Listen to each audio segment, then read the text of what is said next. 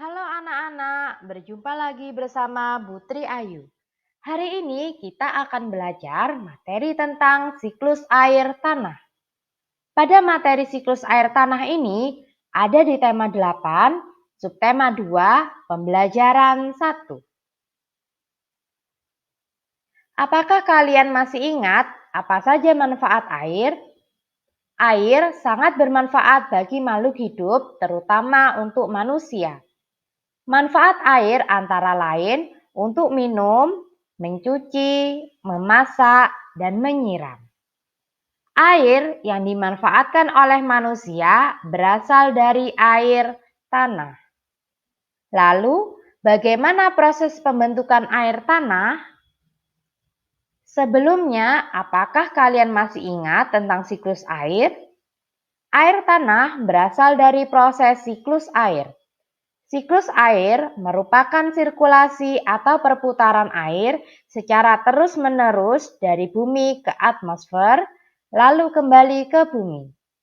Siklus air terjadi melalui beberapa tahapan.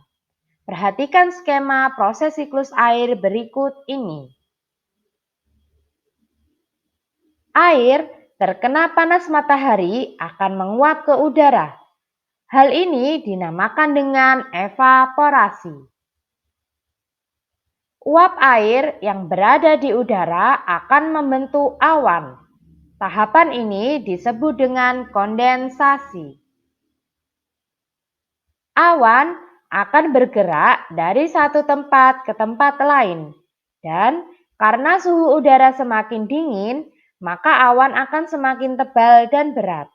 Hal ini akan mengakibatkan kumpulan uap air di awan akan jatuh ke bumi menjadi hujan. Tahapan ini disebut dengan presipitasi.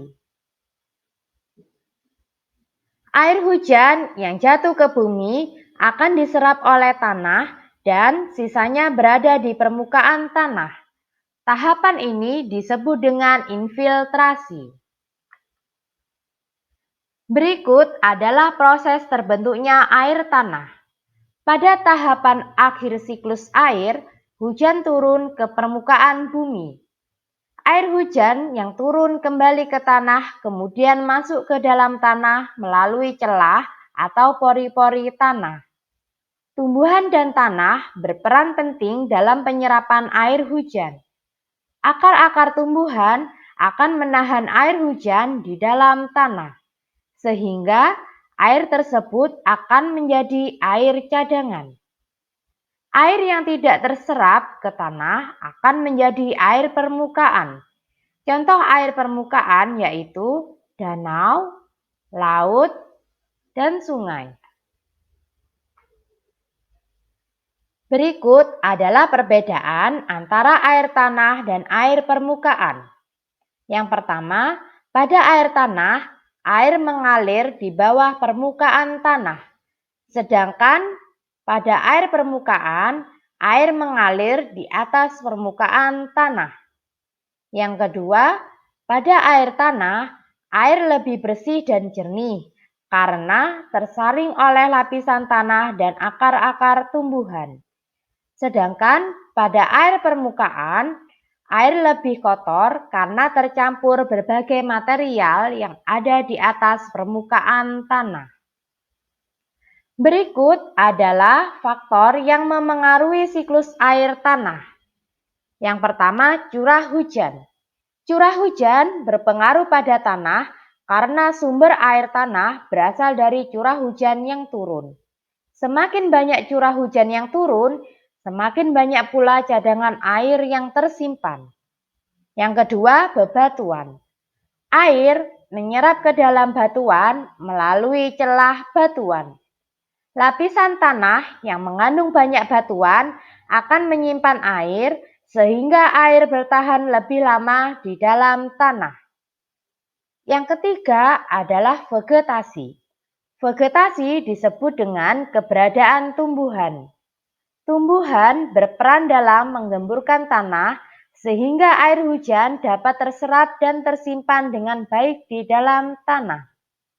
Air tanah yang tersimpan di daerah pegunungan akan bertahan lebih lama sehingga menjadi cadangan air pada musim kemarau.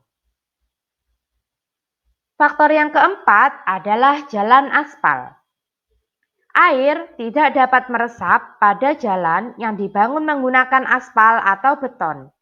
Akibatnya, air hujan tidak terserap ke dalam tanah dan ketersediaan air tanah semakin berkurang.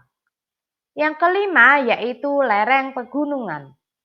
Air tanah akan mudah disimpan di lingkungan yang datar atau tingkat kemiringan yang rendah. Jika air diserap di lahan yang sangat miring, air tersebut akan tetap mengalir sehingga air yang tersimpan hanya sedikit. Sekian materi tentang siklus air tanah. Terima kasih sudah menonton video ini. See you next time.